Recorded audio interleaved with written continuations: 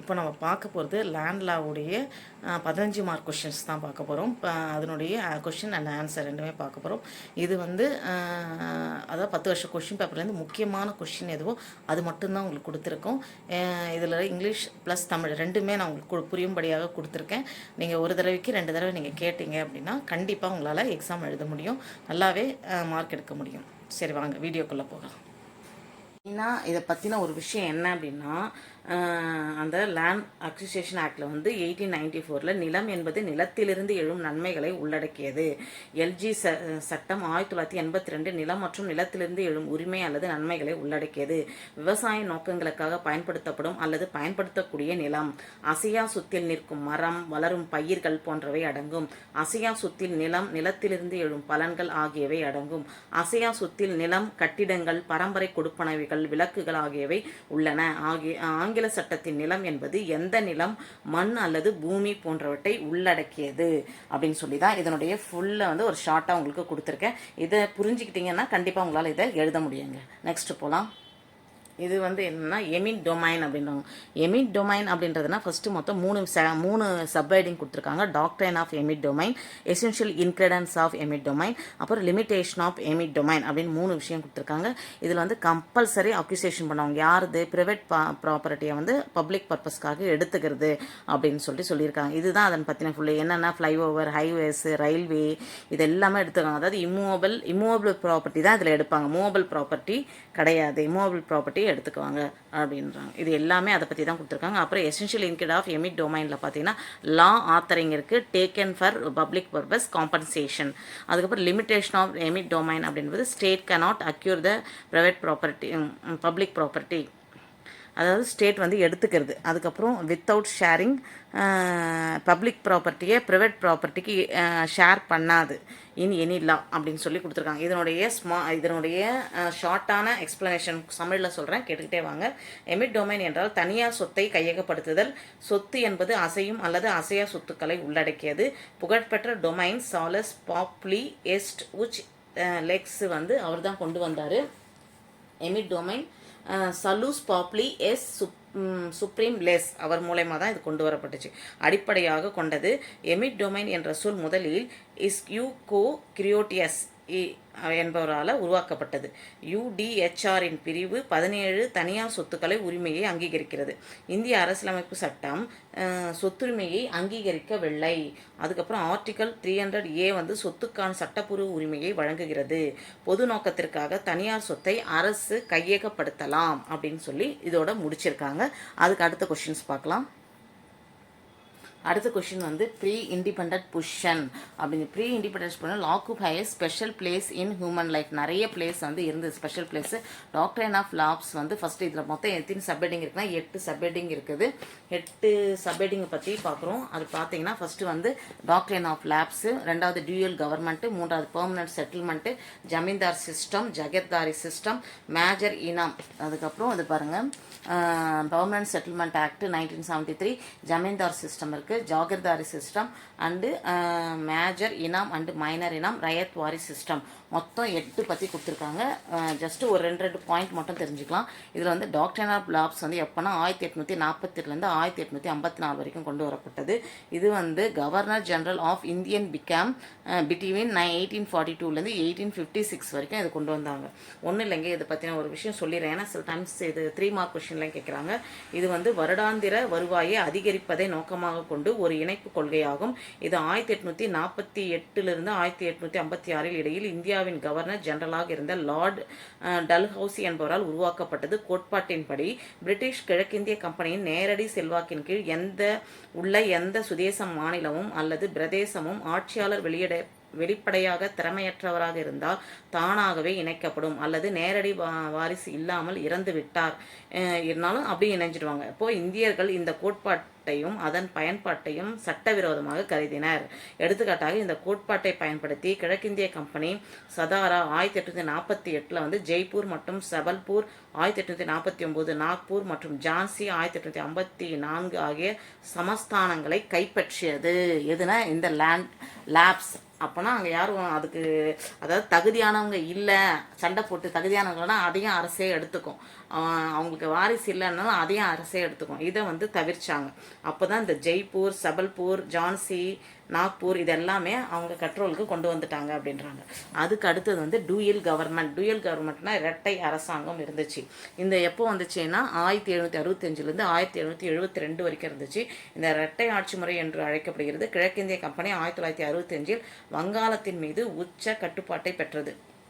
நிறுவனத்தின் அதிகாரிகள் எந்த பொறுப்பும் இல்லாமல் உச்ச அதிகாரங்களை கொண்டிருந்தனர். அதே சமயம் இந்திய அதிகாரிகள் எந்த அதிகாரமும் இல்லாமல் அதிக பொறுப்புகளை கொண்டிருந்தனர். இது 1773 உலேட்டிங் சட்டம் இயற்றப்பட்டது.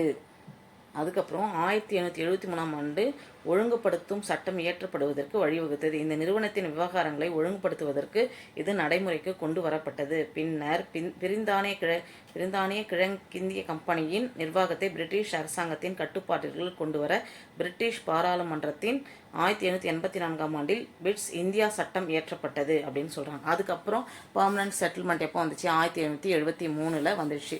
பிரிட்டிஷூரெல்லாம் போய் ஜமீன்தார் கிளாஸ் எல்லாத்தையும் போய் நம்ம வந்து அதுக்கு அடுத்தது ஆட்சி செய்ய ஆரம்பிச்சிட்டோம். அதுக்கு அடுத்தது ஜமீன்தாரி சிஸ்டம் அப்படின்னு இருந்துச்சு. அது அக்ரிகல்ச்சர் பேசிஸில் கீழே வந்துச்சு. அதாவது நிறைய ரெவென்யூ கலெக்ட் பண்ணாங்க. நடுவில் வந்து இன்டர்மீடியேட்டர்லாம் இருப்பாங்க. இதில் வந்து ஜமீன்தார் கீழே ஜமீன்தார், ஜகீர்தார், இனாம்தார் அப்படின்னு 3 பேர் இருந்தாங்க.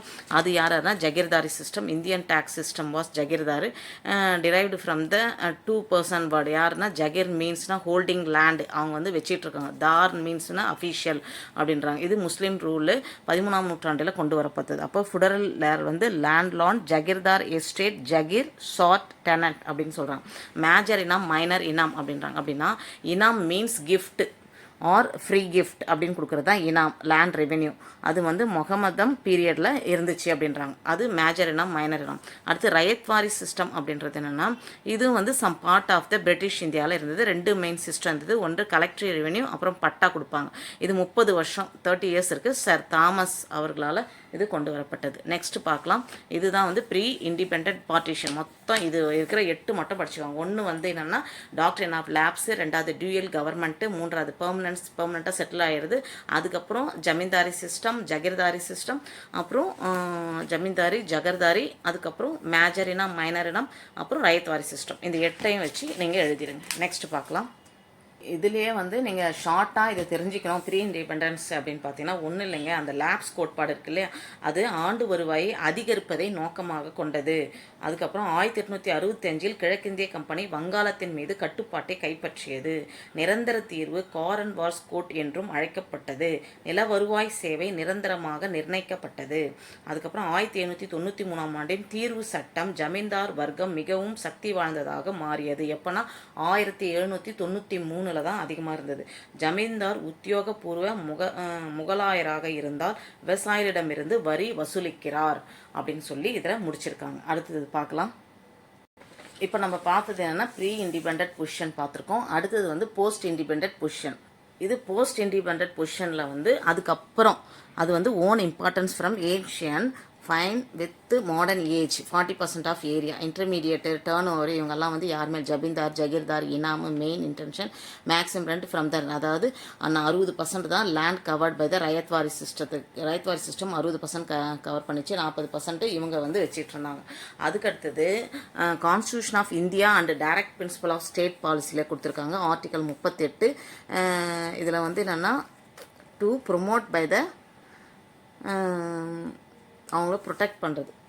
அதுக்கு அடுத்தது வந்து ஓனர்ஷிப். அதுக்கப்புறம் social order, justice, social, economic, political இதெல்லாமே இதில் கொடுத்துருக்காங்க. அப்புறம் ஆர்டிகல் 39 பர்டிகுலர் டைரக்டட் பாலிசியில் இதுவும் கொடுத்துருக்காங்க 39. அப்போ இதில் வந்து 2 செக்ஷன் யூஸ் பண்ணியிருக்காங்க, 38 அண்டு 39 ரெண்டும். அதுக்கப்புறம் ரைட் ஆஃப் ப்ராப்பர்ட்டி அப்படின்றது article 19(1)(f), article 31 every citizen individual right to acquire, hold on, dispose of property. எல்லாருக்கிட்டையுமே அதாவது நம்ம படித்தோம் இல்லையா ரைட் ஆஃப் ப்ராப்பர்ட்டின்னு சொல்லி. ஸோ இதில் எல்லாருக்கிட்டையும் இருக்கலாம் ப்ராப்பர்ட்டி அப்படின்னு சொல்லிட்டு ரைட் ஆஃப் ப்ராப்பர்ட்டி பற்றி செக்ஷன் ஆர்டிகல் 19(1)(f) கொடுத்துருக்காங்க. அதுக்கப்புறம் major issue of land reform வந்து 3 மேஜர் இருக்குது. எதெல்லாம் இஷ்யூ லேண்டு வந்து பிரச்சனையாச்சு ரீஃபார்ம் பண்ணாங்க, சீர்திருத்தினாங்க அப்படின்னு பார்த்தா அபாலிஷன் ஆஃப் இன்டர்மீடியேட்டு, அதுக்கப்புறம் டெனன்சி லெஜிஸ்லேஷன், ஆக்குபென்சி டெனட், இந்த 3மே வந்து திருத்தி அமைச்சாங்க அப்படின்றாங்க. அதுக்கப்புறம் டெனட்டி அது 3த்தையுமே அமைச்சாங்க. அதாவது இடைத்தரகர்களை ஒழித்தல், அதுக்கப்புறம் குத்தகைதார சட்டங்கள், அப்புறம் ஆக்கிரமிப்பு குத்தகைதாரர்கள், அதுக்கப்புறம் டெனன்சி அட் வில் குத்தகைதாரருடைய விருப்பம் என்ன, அப்புறம் சப் டெனட் அப்படின்னா குத்தகை துணை குத்தகைதாரர், அப்புறம் ஷேர் கிராப்பர் அப்படின்னா என்னென்னா பங்குதாரர்கள், அப்புறம் ceiling on agricultural holding, third attempt of land reform. இதான் சீலிங் ஆன் அக்ரிகல்ச்சரல் ஹோல்டிங்கில் கொண்டு வந்தாங்க. Third attempt at land reform இந்த country was to ads imposing ceiling on agricultural holding, அதாவது விவசாய நிலங்கள் உச்சவரம்பு அப்படின்னு சொல்லி முடிச்சிருக்காங்க. இதில் வந்து 10லேருந்து 54 ஏக்கர் வரைக்கும் வச்சிருக்கலாம், லிமிட்டடாக வச்சிருக்கலாம். அப்போ எவ்வளோ வச்சிருக்க கூடாதுன்றாங்கன்னா 180லேருந்து 360 ஏக்கரா வந்து வெட்லேண்டும், 180 216 ஒன்றும் இல்லைங்க, அதை டபுளாக திருப்பி போடுங்க. 180 டபுளாக திருப்பி போட்டால் 360 அது வெட்லேண்ட், அது இருக்கக்கூடாது. அதே மாதிரி 1080 வந்து திருப்பி அதே மாதிரி இன்ட்டு 2ஆல் பெருக்குன்னா 2160, அதுவும் நம்ம வச்சிருக்கக்கூடாது. அப்போ எவ்வளோ வச்சிருக்கணும், எந்த சட்டத்தின் கீழே வந்துச்சுன்னா Andhra Pradesh land reform ceiling on agriculture holding act 1972 இது கொண்டு வந்தாங்க. இதுதான் வந்து இதில் வந்து 10லேருந்து 54 ஏக்கர் வரைக்கும் நீங்கள் லிமிட்டேஷனாக வச்சுக்கலாம் அப்படின்னு சொன்னது தான் இந்த போஸ்ட் இண்டிபெண்டன்ட் பொசிஷனில். இதை ஷார்ட்டாக சொல்லணும் அப்படின்னா என்ன சொல்லியிருக்காங்கன்னா, பண்டைய காலம் முதல் நவீன காலம் வரை நிலத்திற்கு எப்போதும் முக்கியத்துவம் உண்டு. பிரிவு 38 மக்கள் நலனை மேம்படுத்த அரசு பாடுபட வேண்டும். பிரிவு 39 மாநிலம் உரிமையை பாதுகாப்பதற்கான அதன் கொள்கையை வழிநடத்தும். ஒவ்வொரு குடிமகனுக்கும் சொத்துக்களை வைத்திருக்கவும் அகற்றவும் உரிமை உண்டு. ஒழிக்கப்பட்ட இடைத்தரகர்களை இந்திய அரசியலமைப்பு அறிமுகப்படுத்தியது அப்படின்னு சொல்லி இதில் முடிச்சிருக்காங்க. அடுத்த கொஸ்டின்ஸ் பார்க்கலாம். அதுக்கு அடுத்தது பார்த்தீங்கன்னா salient features of land acquisition act வந்து 1894 கொடுத்துருக்காங்க. இதில் என்னென்னா நிலம் கையகப்படுத்துறது அதை பற்றி எதுனா விஷயம் தான் 1894 கொடுத்துருக்காங்க. இது வந்து மொத்தமே எத்தனைன்னா 5 சப்ஹெட்டிங் தான் கொடுத்துருக்காங்க. Object and features of the land acquisition act வந்து 1984. இது வந்து some public purpose by government எடுத்துக்கும். இதுதான் அக்யூசேஷன் ஆக்ட். அப்புறம் in divided land owner after paying fixed compensation எடுத்துக்கிட்டாலும் அதுக்குரிய காம்பன்சேஷன் கொடுத்துருவோம். அதுதான் object. Application of the act வந்து பீரியட் 1984லையும் த லேண்ட் அக்யூசேஷன் ஆக்ட் வந்து 1894. So not applicable state Jammu and Kashmir, Rajasthan, Kerala, Nagaland land acquisition act இதெல்லாம் வந்து கிடையாது அப்படின்னு சொல்லியிருக்காங்க. அதுக்கு அடுத்தது பார்த்தீங்கன்னா அப்ளிகேஷன் ஆஃப் த ஆக்டில் அதுக்கப்புறம் ஆப்ஜெக்ட் ஆஃப் த ஆக்ட் இது வந்து அதாவது 1894 படி was not applicable to the state of Jammu, Kashmir, Rajasthan, Kerala, Nagaland which had their own self contained land acquisition act. So இந்த 5மே கிடையாது, அவங்களுடைய ஆக்டை சொந்தமாக வச்சுருக்காங்க அப்படின்றாங்க. This act different in some aspect from the act of 1894. So in 1984 the land acquisition amendment act was passed which was made applicable to the whole of India except Jammu and Kashmir. அதுக்கப்புறம் எல்லாமே இதை apply பண்ணிட்டாங்க. 1884 மற்றதெல்லாம் amend பண்ணிட்டு ஜம்மு காஷ்மீர் தவிர மற்ற எல்லாத்துக்குமே இந்த அக்யூசேஷன் லேண்ட் அதாவது லேண்ட் அக்யூசேஷன் ஆக்ட் வந்து பொருந்தோம் அப்படின்னு சொல்லிட்டாங்க. அதுக்கப்புறம் ஆப்ஜெக்ட் ஆஃப் த ஆக்ட் பார்க்கும்போது acquisition of the land for public purpose அதாவது பப்ளிக் பர்பஸ் அண்ட் ஃபார் கம்பெனிஸ்க்கு யூஸ் பண்ணலாம். For determination the amount of compensation to be paid. Object of இதுதான். அது எடுத்துக்கிட்டாங்கன்னா அதுக்கு என்ன பெய்டோ போயிட வேண்டியது தான். அப்புறம் land accusation and emit domain அப்படின்றது வேற ஒன்றும் இல்லை, கம்பல்சரி அக்யூசேஷன் பண்ணுவாங்க. எமிட் டொமைன் அப்படின்றது இல்லை, லேண்ட் அக்யூசேஷன் அப்படின்றது ப்ரைவேட் ப்ராப்பர்ட்டி ஃபார் பப்ளிக் பர்பஸ்க்காக இவங்க எடுத்துக்குவாங்க அப்படின்றாங்க. அதுதான் வந்து லேண்ட் அக்யூசேஷன் எமிட் டொமைன் அப்படின்றாங்க. இது எப்போ யார் மூலயமா கொண்டு வந்ததுன்னா ஹூகோ அதாவது HUGO ஹியூகோ குரோட்டியஸ் GROITUS அப்படின்றதுனால 1695 the term eminent domain was coined by Hugo Grotius in 1625 and means the supreme control over the property of the subject enjoyed by the sovereign அப்படின்னு சொல்லி இது கொடுத்துருக்காங்க. அதுக்கு அடுத்தது salient features பார்க்கும்போது the Land Acquisition Act 1894 sovereign power of ED அப்புறம் comprehensive law அப்படின்னா salient featuresல என்ன கொடுத்துருக்காங்க அப்படின்னு பார்த்தீங்கன்னா salient feature of land acquisition act வந்து 1894 வந்து என்ன கொடுத்துருக்காங்கன்னா அதாவது நிலம் கையகப்படுத்தும் சட்டம் 1894 முக்கிய அம்சங்கள் வந்து என்னென்னா இந்த சட்டம் புகழ்பெற்ற டொமைன் பியின் இறையாண்மையை அதிகாரத்தை செயல்படுத்துகிறது. சட்டம் என்பது 62 பிரிவுகளை கொண்ட ஒரு விரிவான சட்டமாகும். இந்த சட்டம் பொது நோக்கத்திற்காகவும் நிறுவனங்களுக்காகவும் நிலத்தை கையகப்படுத்துகிறது. பொது நோக்கத்திற்காக நிலத்தை கையகப்படுத்தும் உரிமையை சட்டம் உருவாக்குகிறது. தனிநபருக்கு இழப்பீடு பெறும் உரிமையை சட்டம் வழங்குகிறது. செயல்முறை இயற்கை நீதியின் கொள்கைக்கு இணங்குகிறது.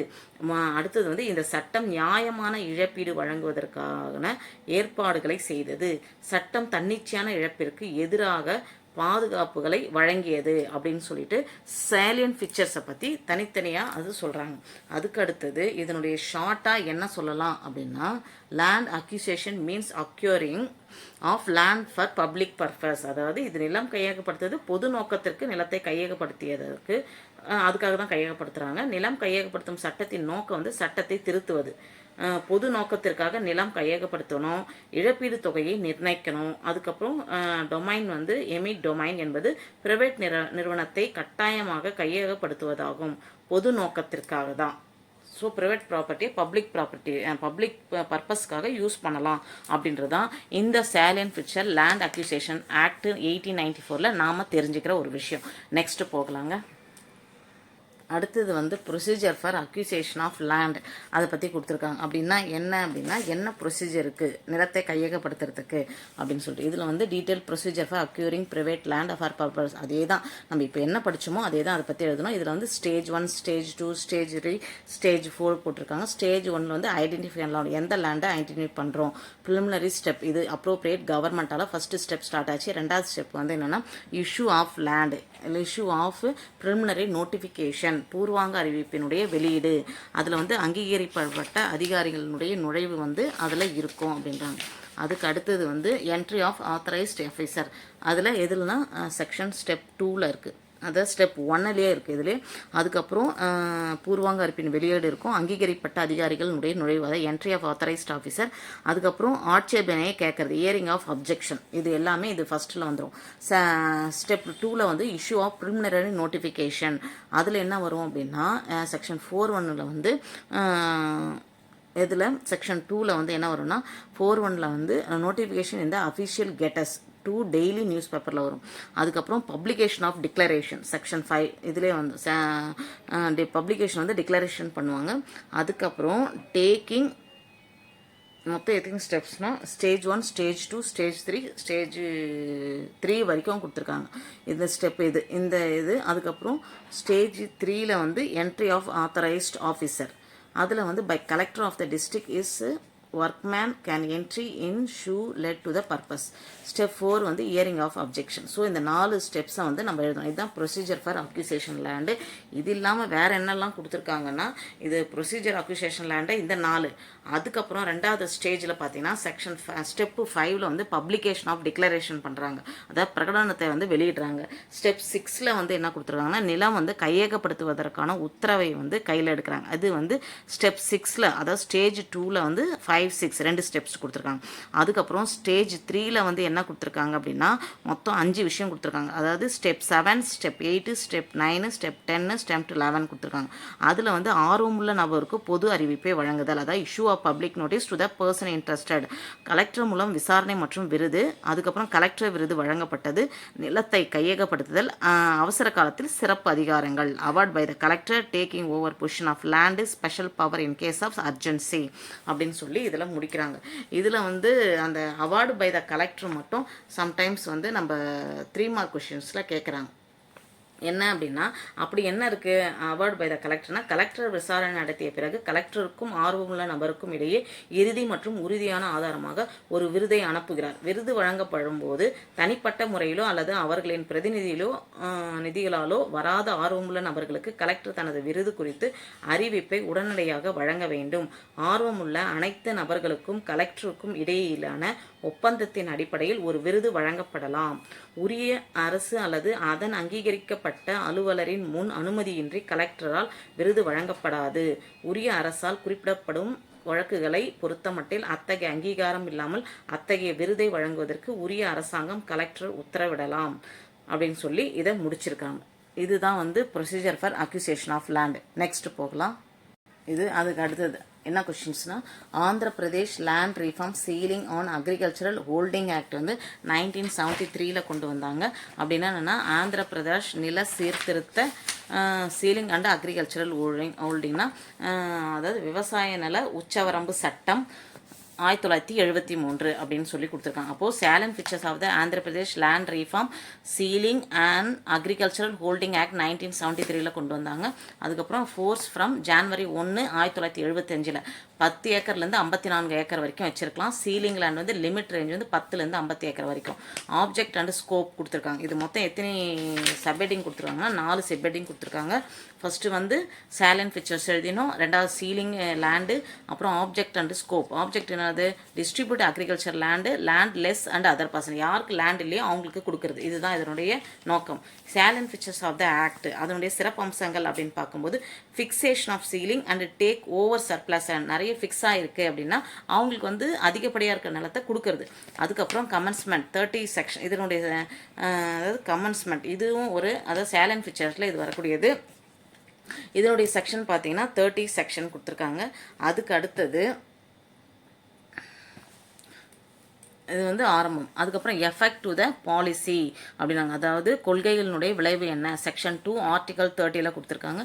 அதுக்கப்புறம் சீலிங் ஏரியா வந்து செக்ஷன் 4 அதாவது 2 அப்படியே வருது பாருங்கள், செக்ஷன் 2. அதுக்கப்புறம் இதில் வந்து செக்ஷன் 4 செக்ஷன் 5 டிக்ளேர் பண்ணது எவ்வளோ 10 ஏக்கரா ஆஃப் வெட்டு, 25 ஏக்கரா வந்து ட்ரை லேண்டு. நம்ம முன்னே படித்தது அதிகப்படியாக படித்தோம் இல்லையா, 180 360 அவ்வளோலாம். இப்போ வந்து என்னென்னா ஏக்கர் ஆஃப் வெட்டு, அப்புறம் 25 ஏக்கர் ஆஃப் ட்ரை லேண்டு. அப்புறம் சீலிங் ஏரியா வந்து செக்ஷன் 4 செக்ஷன் 5. இன்க்ரீஸிங் இன் சீலிங் ஏரியா அப்படின்னா செக்ஷன் 4A. ட்ரைபுனல்ஸ் வந்து செக்ஷன் 6 அண்டு செக்ஷன் 9. அப்புறம் அலாட்மெண்ட் ஆஃப் லேண்ட் எவ்வளோ கொடுத்துருக்காங்கன்னா செக்ஷன் 14 கொடுத்துருக்காங்க அப்படின்னு சொல்லி இதோட முடிச்சிருக்காங்க. இவ்வளோ தான் வச்சுருக்கணும் அப்படின்னு சொல்லி. அதுக்கப்புறம் கடைசியில் prohibition of alienation of holding அப்படின்னா அந்நியப்படுத்துவதை வைத்திருப்பதை தடை செய்தல் அப்படின்னு சொல்லிட்டு இதோட முடிச்சிருக்காங்க. ஸோ இது வரைக்கும் நீங்கள் பார்த்துக்கிட்டிங்கனாவே போதுமானது. இது ஷார்ட்டாக சொல்லணும் அப்படின்னா அதாவது Andhra Pradesh land reform ceiling on agriculture holding act 1973 என்ன சொல்லியிருக்காங்க ஷார்ட்டாக அப்படின்னு பார்த்தீங்கன்னா, ஆந்திர நில சீர்திருத்த சட்டம் 1973 1/1/1975 நடைமுறைக்கு வந்தது. இப்போது 75 தான் நடைமுறைக்கு வந்தாங்க, ஆனால் 73 கொண்டு வந்துட்டாங்க. அப்புறம் விவசாய நிலத்தை ஏழைகளுக்கு பகிர்ந்தளிப்பதே சட்டத்தின் முக்கிய நோக்கமாகும். சட்டத்தின் முக்கிய அம்சங்கள் என்னென்ன அப்படின்னு பார்த்தீங்கன்னா, சட்டத்தின் பொருள் உச்சவரம்பு அப்புறம் நிர்ணயம் தொடர்பான சட்டமாகும். சட்டம் 1/1/1975 முதல் அமலுக்கு வருகிறது. சட்டம் அரசின் கொள்கையை செயல்படுத்துகிறது. உச்சவரம்பு மீறும் ஒவ்வொரு நபரும் ஒரு அறிவிப்பை வழங்க வேண்டும் அப்படின்னு சொல்லி இதோட இது முடிச்சிருக்காங்க. இது Andhra Pradesh land reform ceiling and agriculture ஹோல்டிங்கில் இந்த 4 சப்ஹெட்டிங் போட்டு இதை அப்படியே எழுதிடுங்க. நெக்ஸ்ட் போகலாம். இது வரைக்கும் தான் கொடுத்துருக்காங்க. அதுக்கு அடுத்தது ரொம்ப சிம்பிள் தான். Urban land ceiling and regulation act வந்து 1976 கொண்டு வந்தது. இது வந்து என்னென்னா object of the act. Urban லேண்டுன்றது என்னென்னா நகர்ப்புற நிலம் அப்படின்னு சொல்லுவாங்க. சீலிங் அண்ட் ரெகுலேஷன் ஆக்ட்னா உச்சவரம்பு மற்றும் ஒழுங்குமுறை சட்டம் வந்து 1976 அமைச்சு. இது ஷார்ட்டாக என்ன பண்ணுவாங்க, ULCRE urban land ceiling and regulation act 1976. So ULCRE அப்படின்னு கேட்பாங்க. Ceiling on both ownership and possession of vacant land, acquisition of excess vacant land by the state government. Article 38 constitutional of India article வந்து 38 கொடுத்துருக்காங்க அரசியலமைப்பு சட்டத்தில். அதுக்கப்புறம் ULCRE வந்து 1976 கொண்டது.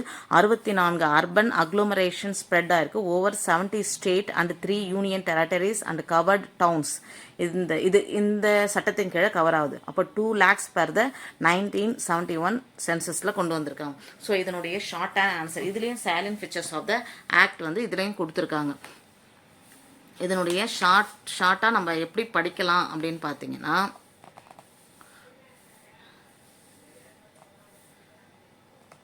ஷார்ட்டாக நம்ம எப்படி படிக்கணும் அப்படின்னு பார்த்தீங்கன்னா, இது வந்து இதனுடைய விளக்கத்தை நான் சொல்லிடுறேன், அதன்படி பார்த்துக்கோங்க. ULனா urban land ceiling and regulation act வந்து முதன்மையாக பின்வரும் நோக்கங்களை அடைய நோக்கமாக உள்ளது.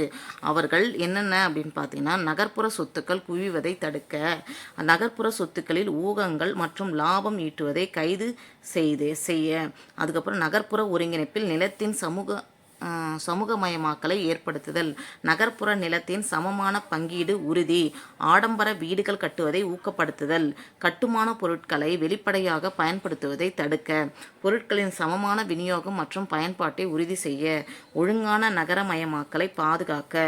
அதுக்கப்புறம் சட்டம் பின்வரும் முக்கிய அம்சங்களை கொண்ட ஒரு சிறந்த சமூக பொருளாதார சட்டமாகும்.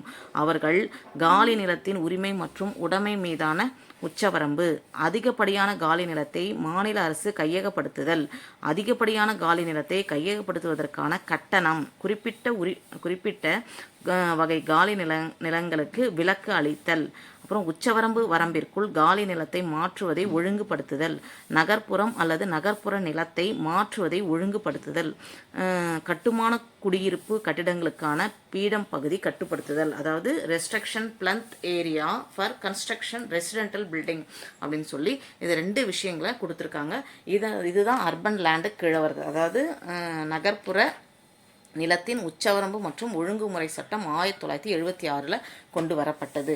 மொத்தமே இதில் 2 தான் கொடுத்துருக்காங்க. அதாவது ஒன்று ஆப்ஜெக்டிவ் ஆஃப் த ஆக்ட், இன்னொன்று salient features of the act. இப்போ நான் சொன்னதை மைண்டில் வச்சு அப்படியே எக்ஸ்பிளைன் பண்ணி எழுதிடுங்க. நெக்ஸ்ட் போகலாம். இது வந்து சீலிங் ஆன் வேக்கண்ட் லேண்ட், அதை பற்றி கொடுத்துருக்காங்க. சீலிங் ஆன் வேக்கண்ட் லேண்ட் அதை பற்றி கொடுத்துருக்காங்க. அப்படின்னா என்ன அப்படின்னா, அதாவது சீலிங்ன்றது உச்சவரம்பு, வேக்கண்ட் லேண்ட்ன்றது காலியான இடம் அப்படின்ட்டு சொல்லியிருக்காங்க. இதில் வந்து செக்ஷன் வந்து 3, அதாவது ULCRA 1976 இண்டஸ்ட்ரியல் ஃபார்மு கம்பெனி இது எல்லாமே இதில் வச்சுருக்கலாம் இந்த இதில். அதுக்கப்புறம் 500லேருந்து 200 ஸ்கொயர் மீட்டருக்குள்ளே section 3 not entitled to hold vacant land, section 4 ceiling limit, அதில் schedule 1 category B, category C, category D 5 category கொடுத்துருக்காங்க. இது ஃபஸ்ட் கேட்டகரியில் பார்த்தீங்கன்னா 1000 ஸ்கொயர் ஃபீட்டு, 2வது கேட்டகரியில் 1500 ஸ்கொயர் ஃபீட்டு, 3வது ஷெடியூல். இது எல்லாமே ஷெடியூல் 1 தான், ஆனால் கேட்டகரி மட்டும் மாறுது. இதில் பார்த்தீங்கன்னா ஃபஸ்ட்டு 500 ஸ்கொயர் ஃபீட்டர், 1000, 1500, 200 ஸ்கொயர் மீட்டர் வச்சுருக்காங்க. அதுக்கப்புறம் செக்ஷன் 5 வந்து ட்ரான்ஸ்ஃபர் ஆஃப் லேண்டு கொடுத்துருக்காங்க. அதாவது இன்னொருத்தருக்கு ட்ரான்ஸ்ஃபர் ஆஃப் வேக்கண்ட் லேண்ட்னா எப்படி ட்ரான்ஸ்ஃபர் பண்ணுவாங்க, ஒன்று கிஃப்ட்டு இல்லை சேலு இல்லை வாடகைக்கு கொடுக்கறது இந்த மாதிரி. 6வது வந்து ஃபைல் ஸ்டேட்மெண்ட், அது வந்து அப்படி கொடுத்தாங்கன்னா ஒரு ஃபைல் ஸ்டேட்மெண்ட் பண்ணுவாங்க. அதுக்கப்புறம் 7ல் பார்த்தீங்கன்னா மோர் காம்பிடென்ட் ஆத்தாரிட்டிஸ், யாரெல்லாம் அதுக்கு அதிகாரியாக இருக்காங்க, அத்தாரிட்டிஸாக இருக்காங்க. அதுக்கப்புறம் செக்ஷன் 6 இதில் செக்ஷன் 8, செக்ஷன் 9ல் வந்து ஃபைனல் ஸ்டேட்மெண்ட், டிராஃப்ட் ஸ்டேட்மெண்ட் கொடுத்துருக்காங்க. அந்த மாதிரி செக்ஷன் 10 இருக்குது, செக்ஷன் 11, அப்புறம் section 12, 15, 16 adopt by any state.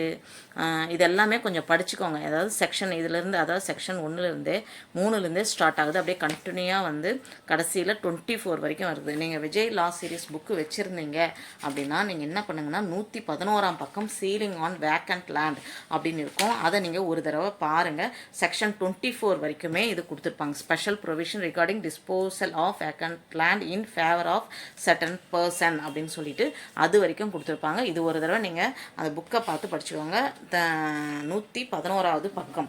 இது ஷார்ட்டான ஆன்சர் என்னன்றது சொல்கிறேன், அதை ஒரு தடவை கேட்டிங்கன்னா உங்களால் எழுத முடியும். என்ன அப்படின்னா, ஆனால் செக்ஷன் மட்டும் பார்த்துக்கோங்க. எந்த ஒரு நபரும் எந்த ஒரு காலி நிலத்தையும் அளவுக்கு அதிகமாக வைத்திருக்க உரிமை இல்லை. உச்சவரம்புக்கு மேல் உள்ள எந்த நிலத்தையும் கையகப்படுத்த சட்டம் வழிவகை செய்கிறது. இது என்ன அப்படின்னா, இதனுடைய ஷார்ட்டான ஆன்சர் என்ன, உச்சவரம்பு மேல் உள்ள எந்த நிலையத்தையும் கையகப்படுத்த சட்டம் வழிவகை செய்கிறது. சட்டம் ஒரு வரைவு அறிக்கையை தயாரிக்க அதிகாரம் அளிக்கிறது. இந்த சட்டம் அதிகாரப்பூர்வ அறிக்கையை வெளியிட அதிகாரம் அளிக்கிறது. அதிகப்படியான காலி நிலத்தை கையகப்படுத்தும் அதிகாரத்திற்கு இந்த சட்டம் அதிகாரம் அளிக்கிறது. சட்டம் அரசாங்கத்திற்கு அதிகாரம் அளிக்கிறது. ஒவ்வொரு நகர்ப்புற ஒருங்கிணைப்பையும் பிரிக்க வேண்டும். சட்டம் அரசாங்கத்திற்கு அதிகாரம் அளிக்கிறது. எதற்கு? நகர்ப்புற நில தீர்ப்பாயங்களை அமைக்க வேண்டும் என்று சட்டம் அரசாங்கத்திற்கு அதிகாரம் அளிக்கிறது. எதிர்கால கையகப்படுத்தலுக்கான உச்சவரம்பை சட்டம் பரிந்துரைக்கிறது. மாநில அரசு அதன் விண்ணப்பத்திற்கு விலக்கு அளிக்க அதிகாரம் அளிக்கிறது அப்படின்ட்டு சொல்லி முடிச்சிருக்காங்க. இதுதான் வந்து சீலிங் ஆன் வேக்கண்ட் லேண்டுடைய எக்ஸ்பிளனேஷன். ஸோ செக்ஷன் 3லேருந்து அப்படியே ஆரம்பித்து செக்ஷன் 24 வரைக்கும் முடிச்சிடுங்க. அடுத்தது பார்க்கலாம்.